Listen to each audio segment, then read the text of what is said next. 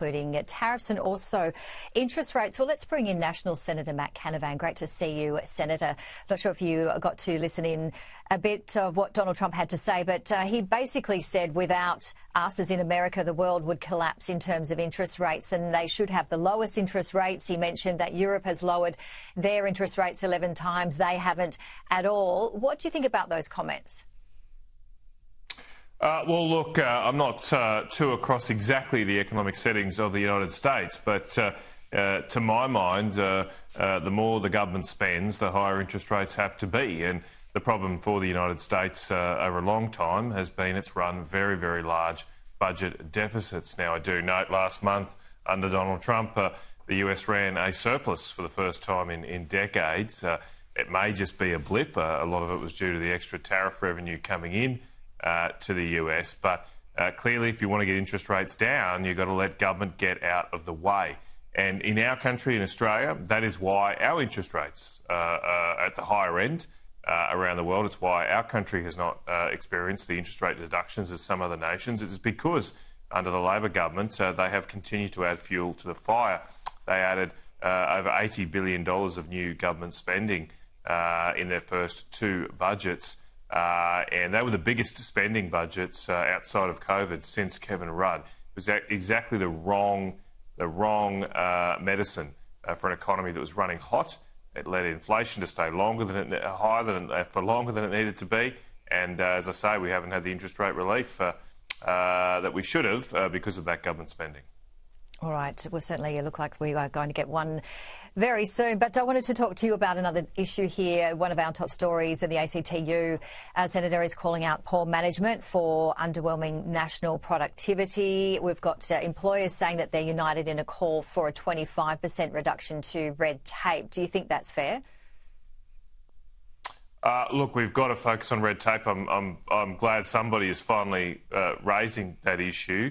It's been about a month now since the government said they'd convene a productivity roundtable, and about the only ideas coming from the government since that announcement have been more taxes, increased taxes, whether it's increases in the GST, increases in mining taxes. The only proposal seems to be to do that. I don't know how that is going to help productivity, and I'm not sure how a productivity summit should be focused on tax increases. It should be focused on reducing regulation and red tape.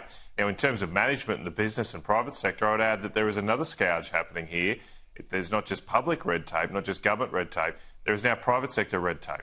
I speak to so many companies who are inundated by paperwork imposed on them by banks, by insurance companies, by people who think that it's upon themselves to be the moral guardians of our country and require firms to prove that they're also moral citizens before they can do business with the banks. Now, I don't know how we've got to a situation where our nation's banks are the ones that are deciding who's a good person or not.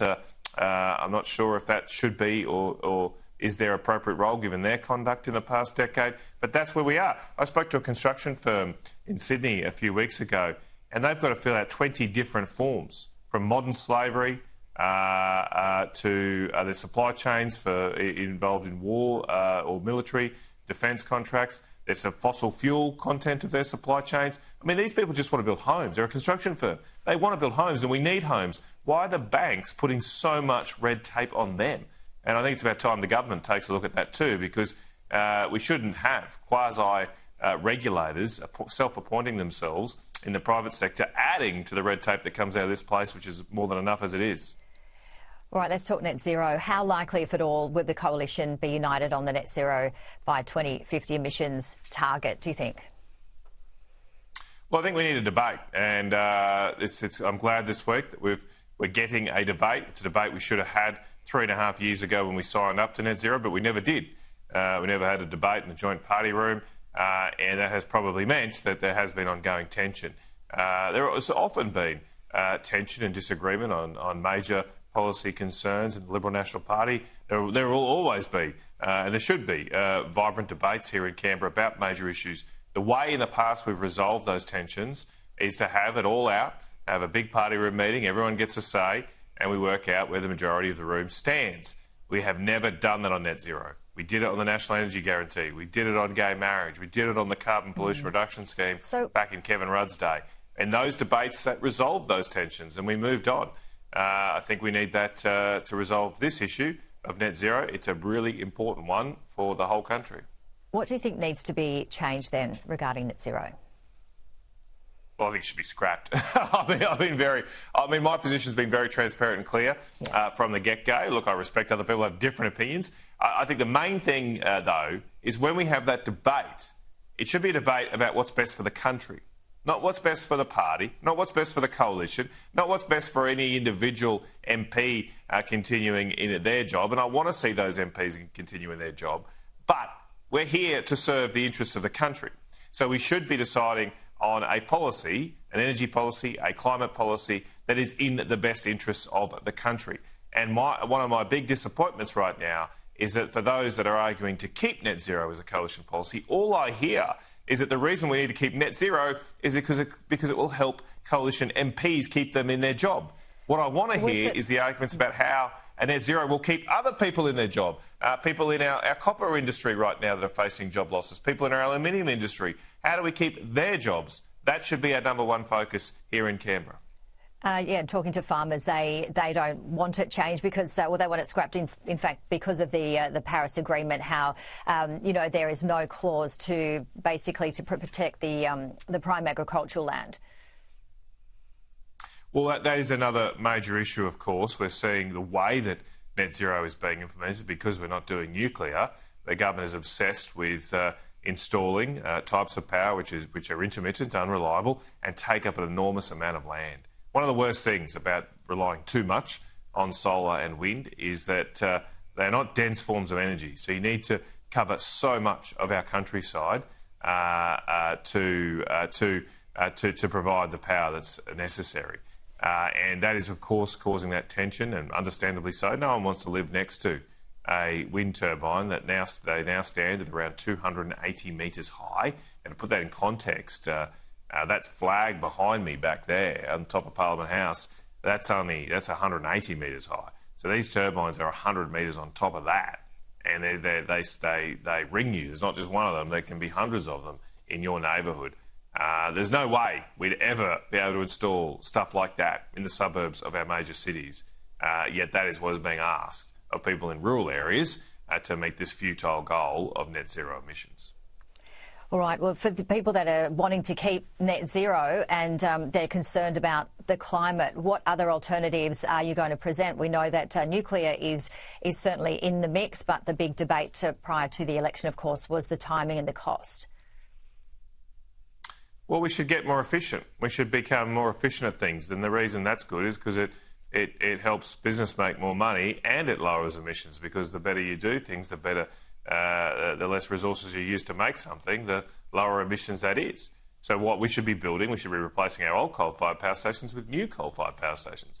They run typically at 20 to 30% lower carbon emissions than the old ones. We have the world's best coal. Let's do that. China's building 2 of these a week. Why don't we? We don't have any. We don't have a single modern coal-fired power station in this country of the latest technology. That's ridiculous when we're one of the world's largest coal exporters. Why don't we do that? Sure, let's do nuclear as well. That has lower emissions and can provide reliable power. I've never been an ideologue on energy. I support all types of energy. I actually support solar and wind in certain locations and in appropriate places. We've just got too much of it now. It's too much of a good thing.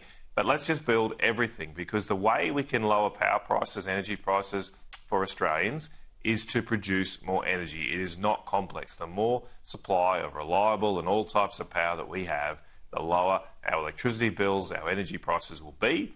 That'll be great for Australian families, and also make sure we can keep those jobs in our manufacturing sector that are at risk right now. There are smelters and refineries on the brink right now. We may lose tens of thousands of jobs in the coming year, because this government has presided over an energy system which has delivered the highest power prices, or some of the highest power prices in the world. We've run out of time, but National Senator M.Canavan, thank you as always. Thank you very much. The expansion of an energy coal mine in New South Wales has been halted over a legal battle. An Upper Hunter community group has won an appeal against the 22-year expansion on the Mount Pleasant coal mine. The group argued that the energy company bill didn't consider the environment in its plans, and a decision to expand the Muswellbrook mine now lays in the hands of the Land Development and Court. The Reserve Bank